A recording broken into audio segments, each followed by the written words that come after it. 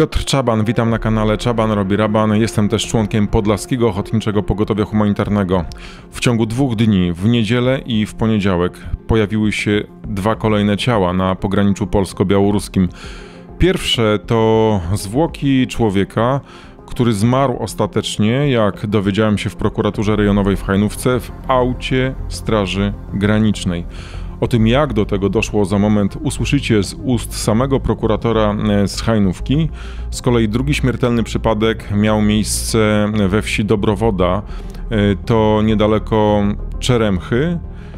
Tam został odnaleziony mężczyzna tuż niedaleko torów. Policja została o tym powiadomiona, na miejscu był też prokurator z Hajnówki. Za moment usłyszycie ustalenia, jakie poczynili śledczy. Pamiętajcie, że w tym momencie są to ustalenia oparte na zeznaniach służb mundurowych, bo jeżeli chodzi o przypadek ten, który wydarzył się w niedzielę, na razie w tym momencie są znane tylko relacje polskich funkcjonariuszy, którzy opowiedzieli o tym, co przeżyli prokuratorowi z Hajnówki. Jan Andrzejczuk, prokurator rejonowy w Hajnówce. W ten weekend do prokuratury rejonowej w Hajnówce wpłynęły 2 sprawy dotyczące zgonów migrantów. Pierwsze zdarzenie miało miejsce w dniu 22 października 2023 roku około godziny 8:30 i ustalono, że w godzinach porannych doszło do przekroczenia granicy polsko-białoruskiej w okolicy Białowieży przy rzece Narewka. Grupa 6 mężczyzn poprzez przepiłowanie metalowego elementu płotu dostała się na terytorium Polski. Widząc funkcjonariuszy Straży Granicznej oraz żołnierzy Wojska Polskiego, 5 osób zatrzymało się i te osoby zostały ujęte. Natomiast jedna z tych osób zaczęła biec w kierunku rzeki, przebiegła przez rzekę oraz dostała się na teren bagienny, zarośnięty chaszczami, podmokły. Pokrzywdzony, wbiegając do rzeki, porzucił kurtkę i czapkę typu kominiarkę. Żołnierze i funkcjonariusze Straży Granicznej pobiegli za tym mężczyzną i wyciągnęli go z bagna. Okazało się, że ten mężczyzna jest w bardzo złym stanie, dlatego umieścili jego w samochodzie służbowym i udali się do miejscowości Białowieża, gdzie w międzyczasie wezwano karetkę pogotowia. Po dojechaniu do Białowieży, kiedy oczekiwano na przyjazd karetki pogotowia, mężczyzna ten zmarł. Mężczyzna jest w wieku 20-25 lat, nie posiadał przy sobie żadnych dokumentów. Nie wykluczamy w tej chwili, bo pojawiły się takie jeszcze niesprawdzone informacje, że może być to obywatel Somalii. Panie prokuratorze, ja mam pytanie, czy wiadomo, czy w tych bagnach, do których wbiegł ten mężczyzna, który zmarł w niedzielę, były druty kolczaste? Nie potrafię pan na to pytanie odpowiedzieć, ale tutaj po prostu w aktach nie mam tego rodzaju informacji, żeby tam były druty kolczaste lub jakieś przeszkody. No, to bagno znajdowało się na terenie Polski, bo ci ludzie wycięli pręty w murze granicznym, weszli do Polski i oni już byli w Polsce. Czy nie było możliwości, żeby Straż Graniczna swoim autem zawiozła bezpośrednio do szpitala w Hajnówce mężczyznę? Znaczy ja już powiem, z czego to wynikało. Straż Graniczna umieściła tą osobę w samochodzie służbowym, ponieważ teren, na którym doszło do zdarzenia, był terenem takim bagiennym, podmokłym, gdzie karetka pogotowia nie dojechałaby. W międzyczasie wezwali karetkę pogotowia i ustalili, że dowiezienie tej osoby nastąpi do Białowieży. Nie było, czy wiadomo, czy Straż Graniczna posiadała jakieś, nie wiem, folie termiczne, czy w jakiś sposób zabezpieczyła tego chłopaka jeszcze przed śmiercią? Znaczy to my wszystko wyjaśniamy w postępowaniu przygotowawczym. Natomiast drugie zdarzenie miało miejsce w poniedziałek, 23 października 2023 roku o godzinie 7:30 dyżurny Komendy Powiatowej Policji w Hajnówce został powiadomiony o ujawnieniu zwłok w okolicy miejscowości Dobrowoda, gmina Kleszczele, przy torach kolejowych przez Służbę Ochrony Kolei. Zwłoki znajdowały się 39 metrów od torów kolejowych, patrząc w głąb lasu. Na miejscu zdarzenia ustalono, że mężczyzna jest rozebrany od pasa w górę. Przy mężczyźnie ujawniono banknoty o nominałach 100 rubli białoruskich i 1000 rubli rosyjskich. Ponadto w kieszeni ujawniono dokument w języku obcym. Było to ksero jednej ze stron paszportu, w których wynikało, że dokument ten został wystawiony przez Syryjską Republikę Arabską. W obu przypadkach prokuratura rejonowa w Hajnówce wszczęła śledztwa z artykułu 155 Kodeksu Karnego. Jest to przestępstwo dotyczące nieumyślnego spowodowania śmierci innej osoby, jak również zarządzono przeprowadzenie sekcji zwłok, która odbędzie się w dniu dzisiejszym. Po wysłuchaniu tego, co powiedział prokurator, nasuwają się pewne pytania, ale zacznijmy od przypadku z poniedziałku. Ten mężczyzna, który został odnaleziony we wsi Dobrowoda niedaleko torów, jak słyszeliście, miał w kieszeni dokument wystawiony na nazwisko konkretnej osoby i dzięki współpracy z Podlaskim Ochotniczym Pogotowiem Humanitarnym udało się ustalić, że rzeczywiście taki mężczyzna w tym rejonie przebywał, to Syryjczyk. W imieniu Podlaskiego Ochotniczego Pogotowia Humanitarnego przekazałem też informacje zebrane przez moich przyjaciół i najprawdopodobniej rzeczywiście tym zmarłym może być ten Syryjczyk. W tym momencie Podlaskie Ochotnicze Pogotowie Humanitarne, współpracując z prokuraturą, będzie starało się połączyć śledczych z rodziną najprawdopodobniej zmarłego Syryjczyka. Wiele pytań pojawia się w związku ze śmiercią człowieka, który zmarł właśnie w wozie Straży Granicznej. Słyszeliście opis tego zdarzenia. Prokurator mówił o tym, że zmarły wcześniej w grupie swoich towarzyszy przekroczył granicę, uciekał przed mundurowymi. Z tego wynika, że miał w sobie sporo energii, sporo sił, by właśnie wykonywać tego typu czynności, które wymagają właśnie takiego dobrego w miarę samopoczucia. Co się takiego wydarzyło chwilę później? Że bliski śmierci został wniesiony do wozu Straży Granicznej i Straż Graniczna powiadomiła pogotowie. Czy w tym bagnie były właśnie rozłożone druty kolczaste, koncentrina, a takie właśnie na bagnach w Puszczy Białowieskiej druty widziałem? Co się tam tak naprawdę wydarzyło?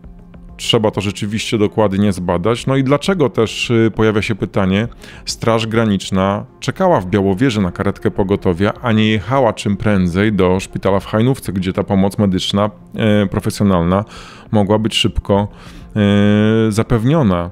No i też zastanawia mnie, jaką pierwszą pomoc okazali funkcjonariusze umierającemu człowiekowi. Czy mieli ze sobą jakieś środki, które mogły powstrzymać utratę ciepła? Nie wiadomo, czy ten mężczyzna był ranny, czy nie. To wszystko rzeczywiście powinna dokładnie zbadać prokuratura. Dzisiaj też dobiegła mnie informacja, bardzo przykra, o pogrzebie niezidentyfikowanego mężczyzny, cudzoziemca. Pogrzeb odbył się na cmentarzu prawosławnym w Dubiczach Cerkiewnych. Pochowanym mężczyzną jest człowiek odnaleziony niedaleko wsi Istok 22 kwietnia. Jego tożsamości policji nie udało się ustalić, dlatego został pochowany jako NN, ale wiem, że policjant prowadzący sprawę prosił pracowników Gminnego Ośrodka Pomocy Społecznej w Dubiczach Cerkiewnych o poinformowanie wcześniejsze o terminie pogrzebu, tak żeby ci, którzy chcieliby wziąć udział w tej ceremonii, mogli się tam pojawić. Niestety pracownicy socjalni powiadomili na niecałą godzinę przed tym pogrzebem policję i nie było możliwości przekazania tej informacji szerzej, chociażby w gronie aktywistów, bo na pewno jestem przekonany, że moi przyjaciele z Podlaskiego Ochotniczego Pogotowia Humanitarnego pojechaliby na ten pogrzeb, być może też miejscowi mieszkańcy okolicznych miejscowości mogliby się również na tej uroczystości pojawić, a ostatecznie w tym pogrzebie brali udział pracownicy zakładu pogrzebowego i jedna pracownica Gminnego Ośrodka Pomocy Społecznej. To bardzo smutne, że nie było wcześniej takich ogłoszeń, bo rozmawiałem z miejscowym księdzem prawosławnym, mówi, że nie widział takich ogłoszeń o tym pogrzebie. Podobna sytuacja była swego czasu w Białowieży. Tam też prokuratura, nie mogąc ustalić tożsamości zmarłego, poprosiła miejscowy ośrodek pomocy społecznej o przygotowanie takiego pogrzebu i nikt też również o tym pogrzebie nie został poinformowany. Co więcej, też i grób nie został wówczas w żaden sposób oznaczony. Stało się to dopiero po tym, kiedy nagłośniłem ten skandaliczny przypadek. Tutaj z tego co słyszę, w Dubicach Cerkiewnych na cmentarzu jest grób oznaczony, że spoczywa w nim właśnie człowiek o niezidentyfikowanej tożsamości. Ale tutaj apeluję do wszystkich pracowników tych przygranicznych gmin, do pracowników ośrodków pomocy społecznej, bo na mocy polskiego prawa, jeżeli ktoś umiera na terenie danej gminy, czy to Polak, czy to cudzoziemiec, którego nie stać rodziny na zorganizowanie pogrzebu, też jeżeli nie uda się ustalić jego tożsamości, to decyzją prokuratury za taki pogrzeb płaci gmina. Tak wygląda właśnie polskie prawo.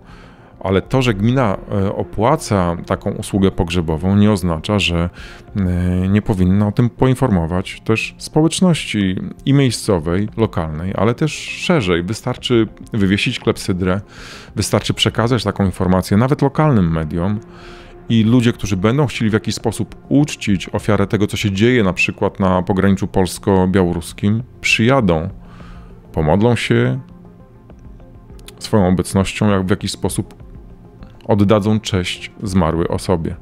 Apeluję jeszcze raz do urzędników gminnych, czy to w Białowieży, czy właśnie w Krynkach, bo tam też były te przypadki śmiertelne, czy w Dubiczach Cerkiewnych. Ten kryzys wciąż trwa i tak jak słyszycie, zmarli odnajdują się na tym pograniczu. Czekają nas pewnie kolejne pogrzeby. Pamiętajcie, żeby nie ukrywać takich informacji, bo ludzie chcą oddać cześć, chcą pamiętać o tych, którzy odeszli, umierając tutaj, na polskich bagnach, w polskich lasach. Jestem bezsilny w związku z tym, co się dzieje. Te śmierci przytłaczają nie tylko mnie, ale też moich przyjaciół. Apelowałem tuż po wyborach do polityków z opozycji dotychczasowej, którzy mają większość po właśnie tych wygranych wyborach, ale czekają jeszcze na utworzenie nowego rządu. Apelowałem właśnie o to, by jak najszybciej skończyć z wywózkami, by systemowo udzielać pomocy humanitarnej na pograniczu polsko-białoruskim. Wczoraj też poświęciłem czas, by umówić się na rozmowę z przedstawicielami partii, tych, które będą tworzyły zapewne nowy rząd, o ile nic się niespodziewanego, nieoczekiwanego nie wydarzy.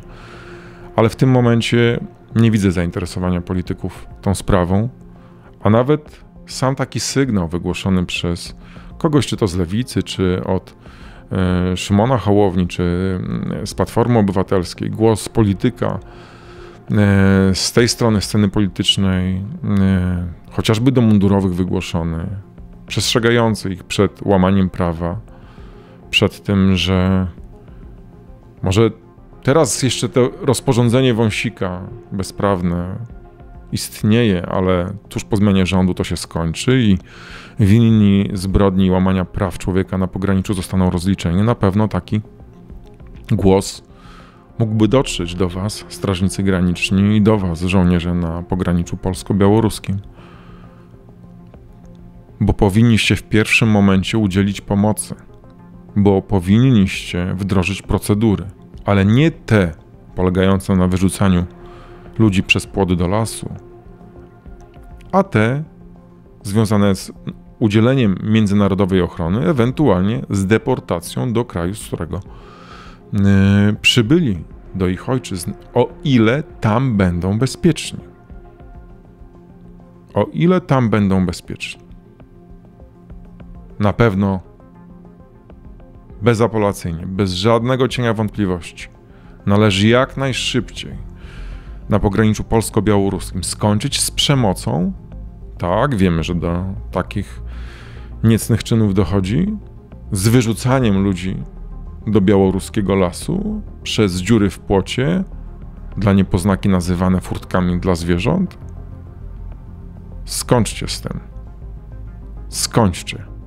A do polityków, tych, którzy będą rządzić Polską, apeluję: przywróćcie prawa człowieka na pograniczu polsko-białoruskim jak najszybciej. Każdy dzień zwłoki może kosztować ludzkie życie.